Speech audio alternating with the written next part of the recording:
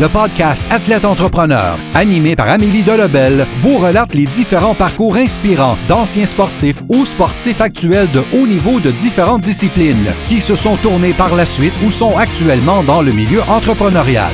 Des entrevues et reportages qui sauront vous motiver à atteindre votre plein potentiel. Le podcast Athlète Entrepreneur, des cheminements à découvrir.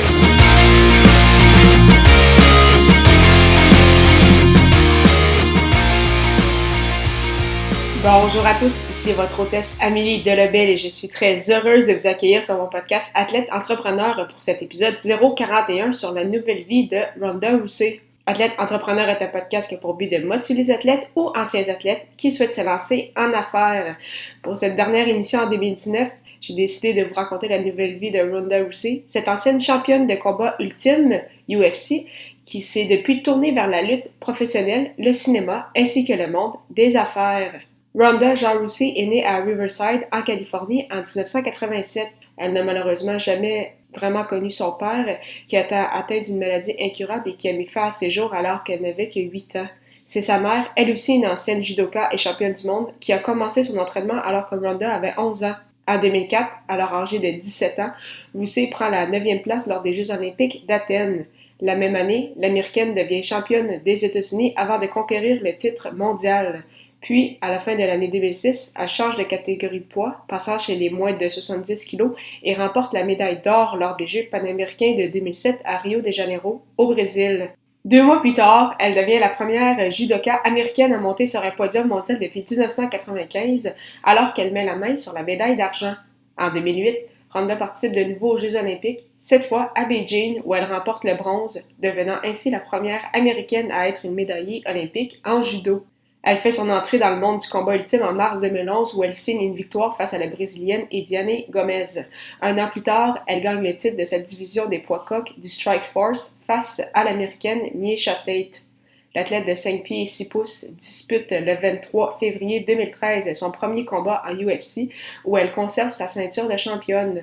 Rousey remporte ses 12 premiers combats en carrière, lui permettant entre autres d'être désignée combattante de l'année en 2014, ainsi que meilleure athlète féminine lors des ESPY Awards.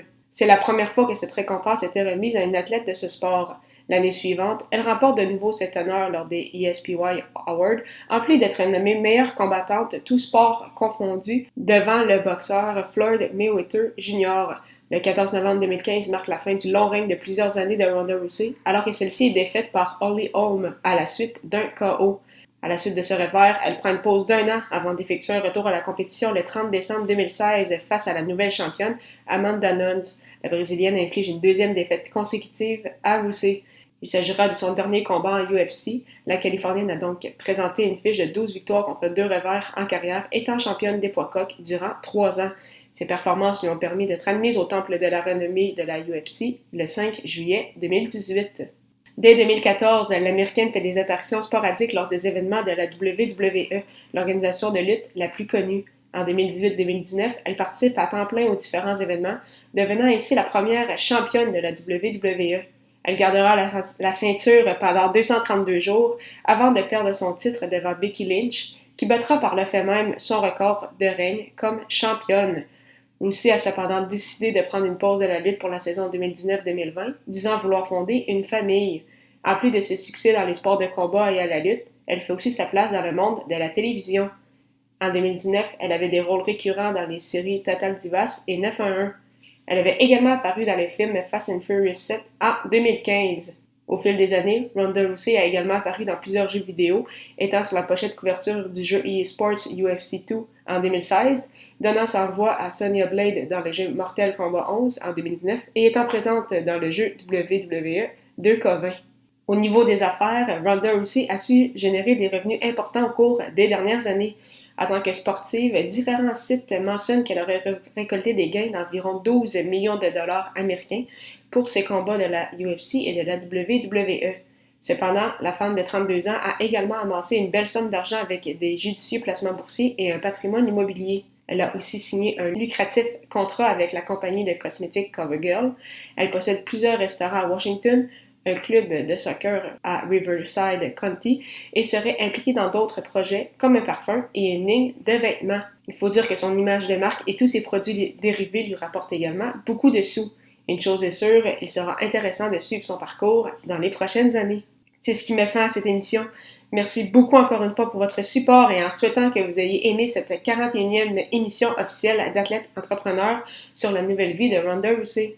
Si vous souhaitez également lancer un podcast, je vous invite à vous renseigner sur le site de l'Académie du podcast au ameliedelebel.com/lancer son podcast, lancer ER.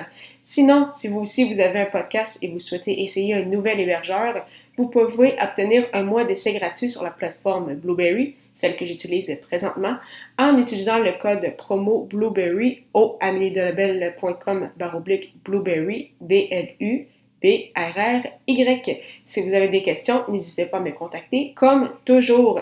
Merci encore une fois pour votre confiance et un petit mot pour vous souhaiter un joyeux temps des fêtes. On se dit à l'année prochaine pour une nouvelle entrevue.